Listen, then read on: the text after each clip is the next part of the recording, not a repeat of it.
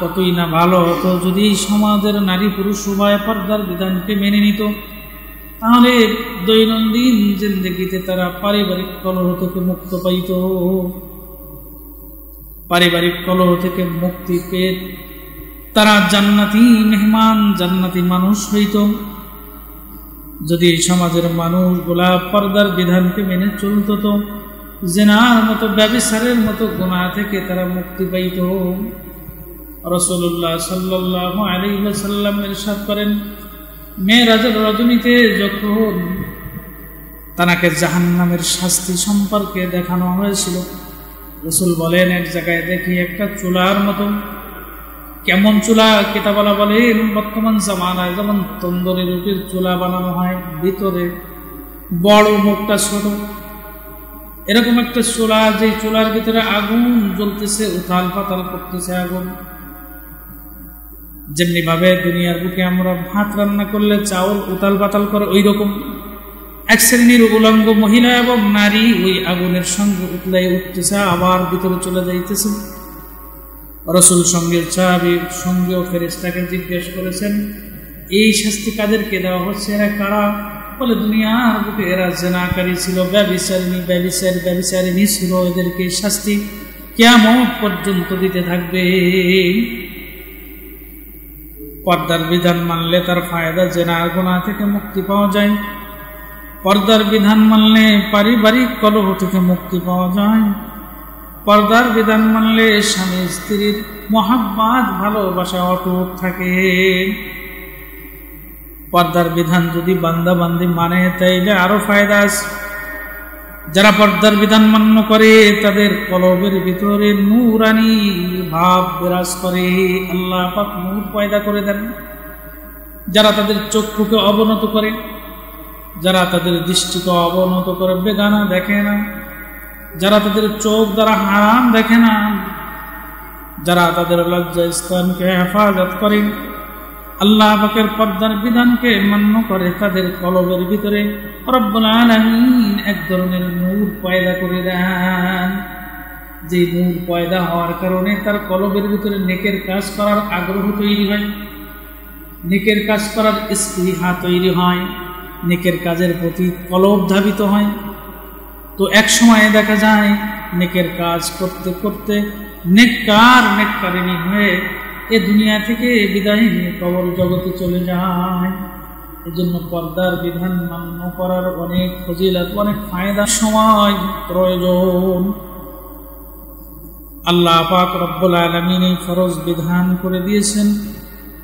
ফরজ বিধান যদি অমান্য করা হয়, তাইলে তার ঈমান থাকে না, তার ঈমান নষ্ট হয়ে যায়।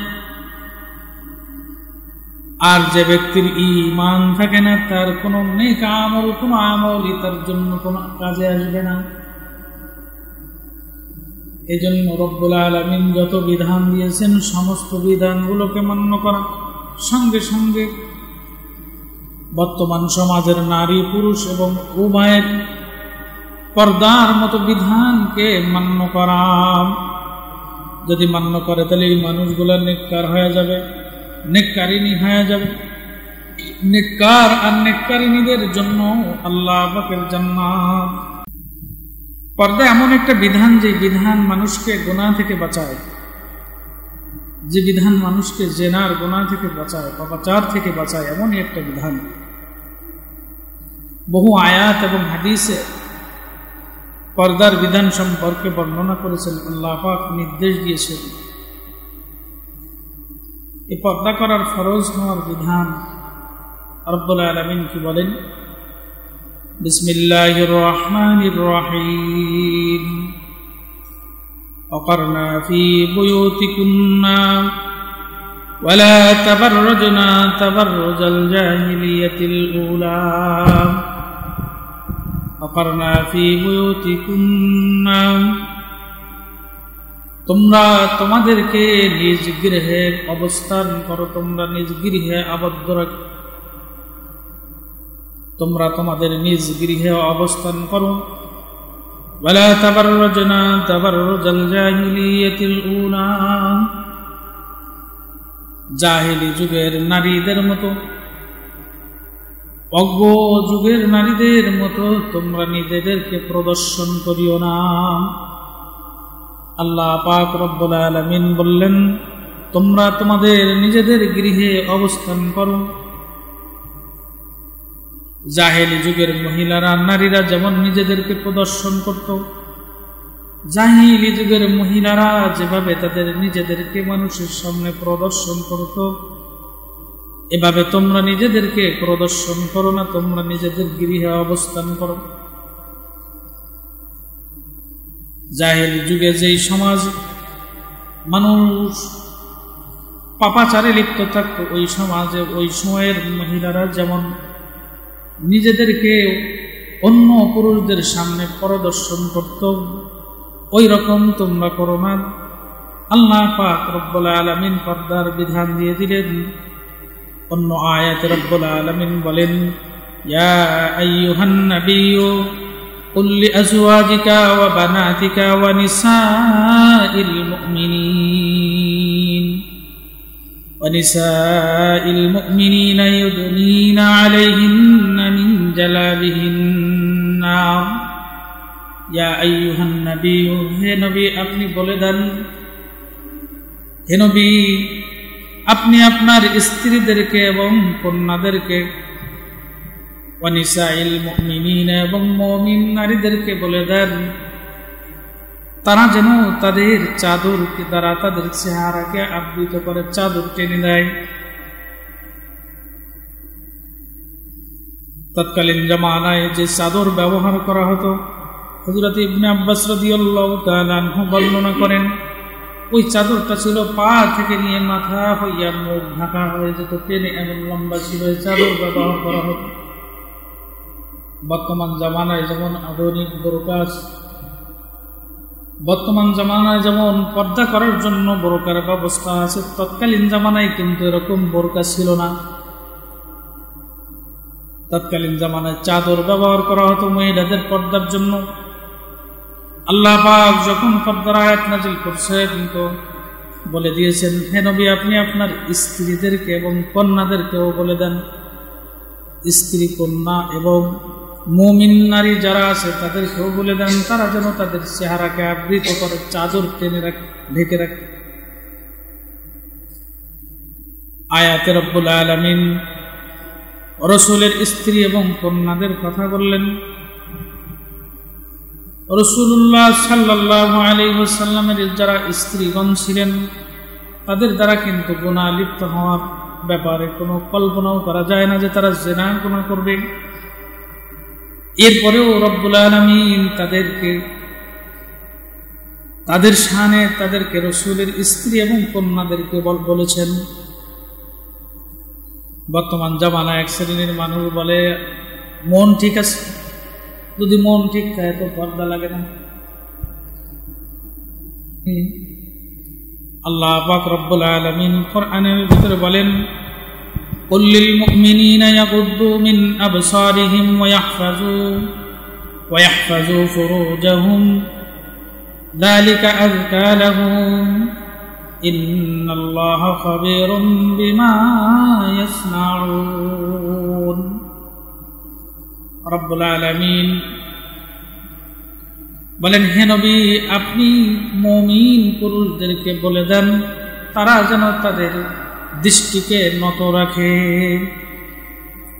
ওয়াহফাজু ফুরুজাহুম এবং তাদের লজ্জাস্থানকে হেফাজত করে, যালিকা আযকা লাহুম এটা তাদের জন্য পবিত্রতার একটা বিষয়।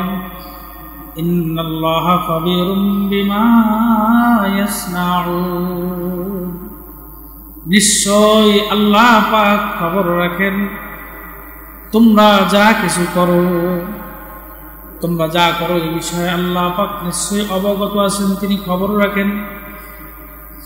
এরপর আল্লাহ পাক বলেন, ওয়াকুল লিল মুমিনাতি ইয়াগুদুনা মিন আবসারিহিন্না ওয়াকুল লিল মুমিনাতি ইয়াগুদুনা মিন আবসারিহিন্না ওয়া ইয়াহফাজনা ফুরুজাহুন্না ওয়ালা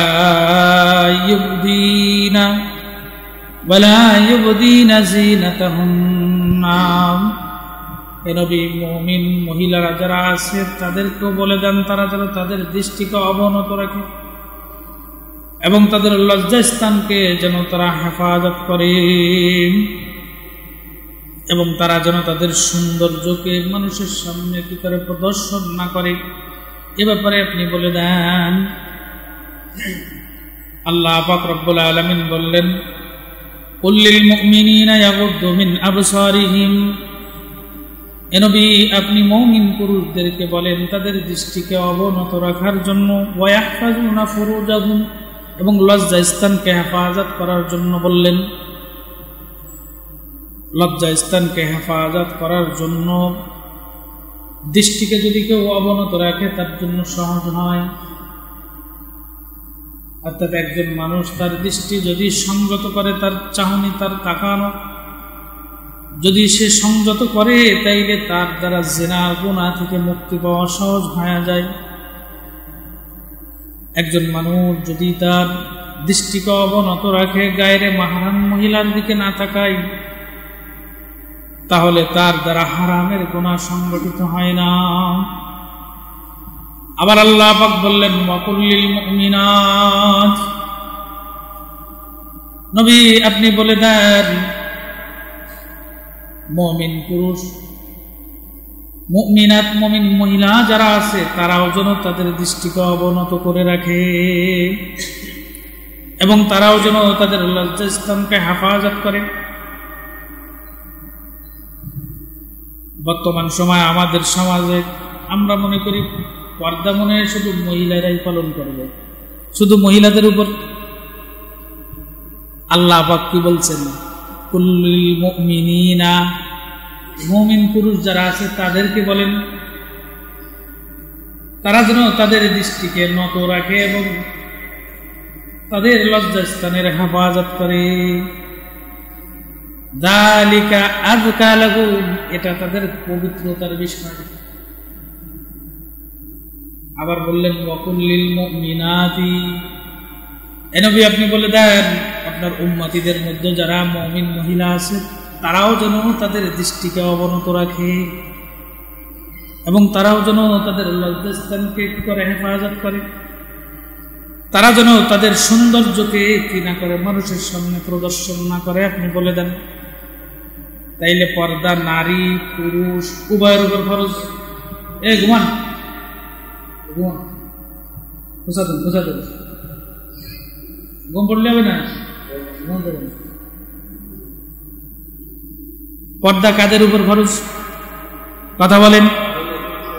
নারী পুরুষ উভয়ের উপরে পর্দা ফরজ। কার বিধান? আল্লাহ পাক রব্বুল আলামিনের বিধান, উভয়ের উপর পর্দা করা ফরজ। পর্দা করলে ফায়দা কি হয়? পর্দা করলে জিনার গুনাহ থেকে বাঁচা যায়। আল্লাহ পাক যৌনাঙ্গের হেফাজত করার ব্যাপারে বললেন, মুমিনাতি ইয়াগুদুনা মিন আবসারিহিন্না, দৃষ্টিকে অবনত রাখতে বললেন। একজন মানুষ যদি তার দৃষ্টিকে অবনত রাখে, বেগানা মহিলাকে না দেখে, হারাম না দেখে, তার দ্বারা গুনাহ হয় না। বেগানা একজন মহিলাকে সে যদি অবাধভাবে দেখতে থাকে, তাহলে দেখতে দেখতে এক সময় কথাও হয়ে যায়, কথা হইতে হইতে এক সময় জিনার মতো গুনাহে লিপ্ত হয়ে যায়।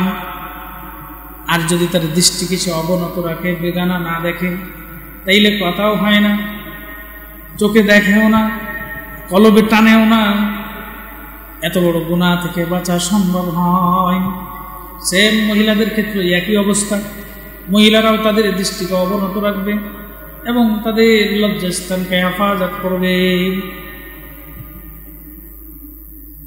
যদি কোনো মানুষ পর্দা করে তার ফায়দা কি? বলে পর্দা মেনে চলার ফায়দা হলো জিনার গুনাহ থেকে রক্ষা পাওয়া যায়।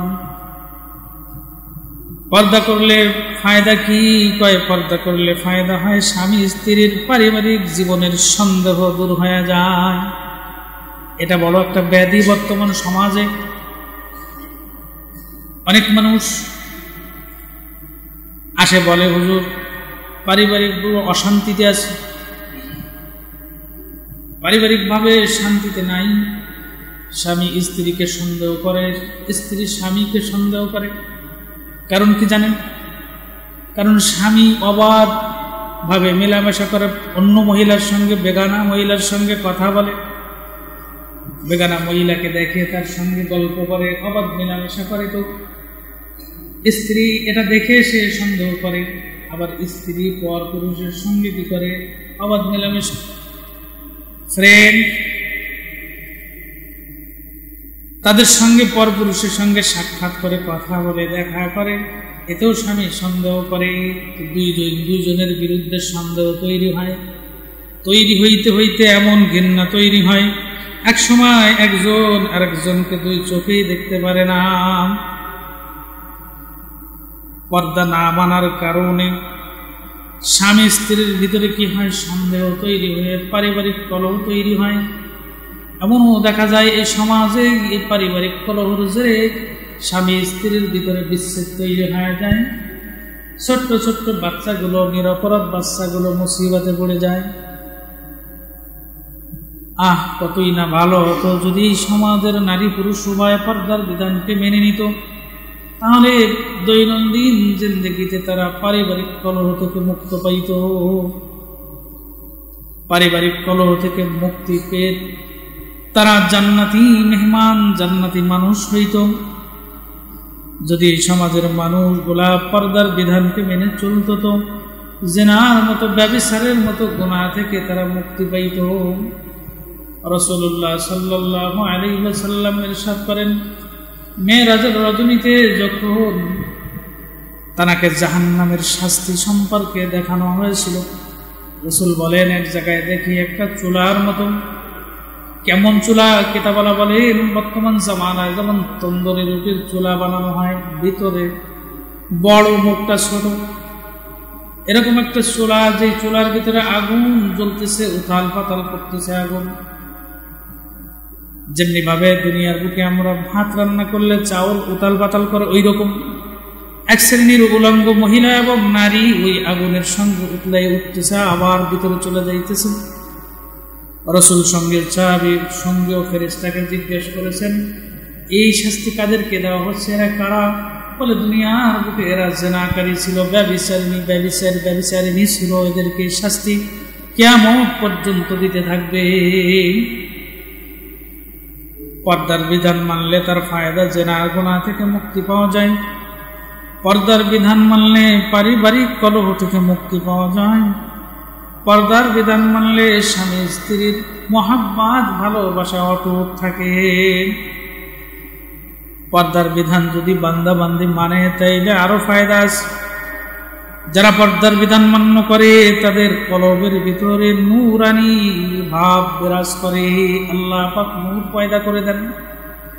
যারা তাদের চক্ষুকে অবনত করে, যারা তাদের দৃষ্টিকে অবনত করে, বেগানা দেখে না, যারা তাদের চোখ দ্বারা হারাম দেখে না, যারা তাদের লজ্জা স্থানকে হেফাজত করে, আল্লাহ পাকের পর্দার বিধানকে মান্য করে, তাদের কলবের ভিতরে রব্বুল আলামিন এক ধরনের নূর পয়দা করে দেন। যে নূর পয়দা হওয়ার কারণে তার কলবের ভিতরে নেকের কাজ করার আগ্রহ তৈরি হয়, নেকের কাজ করার স্পৃহা তৈরি হয়, নেকের কাজের প্রতি কলব ধাবিত হয়। তো এক সময় দেখা যায় নেকের কাজ করতে করতে নেককারিনী হয়ে এ দুনিয়া থেকে বিদায় নিয়ে কবর জগতে চলে যায়। এজন্য পর্দার বিধান মান্য করার অনেক ফজিলত, অনেক ফায়দা, সময় প্রয়োজন। আল্লাহ পাক রব্বুল আলামিন এই ফরজ বিধান করে দিয়েছেন। ফরজ বিধান যদি অমান্য করা হয় তাইলে তার ঈমান থাকে না, তার ঈমান নষ্ট হয়ে যায়। আর যে ব্যক্তির ঈমান থাকে না, তার কোনো নেক আমল, কোনো আমলই তার জন্য কোনো কাজে আসবে না। এজন্য রব্বুল আলামিন যত বিধান দিয়েছেন সমস্ত বিধানগুলোকে মান্য করা, সঙ্গে সঙ্গে বর্তমান সমাজের নারী পুরুষ এবং উভয়ের পর্দার মতো বিধানকে মান্য করা। যদি মান্য করে তাহলে এই মানুষগুলো নেককার হয়ে যাবে, নেককারিনী হয়ে যাবে। নেককার আর নেককারিনীদের জন্য আল্লাহ পাকের জান্নাত। রব্বুল আলামিন আমি যা কিছু আলোচনা করলাম আমাকে সহ সকলকে আমল করার তৌফিক দান করেন। ওয়া আখিরু দাওয়ানা আলহামদুলিল্লাহি রাব্বিল আলামিন।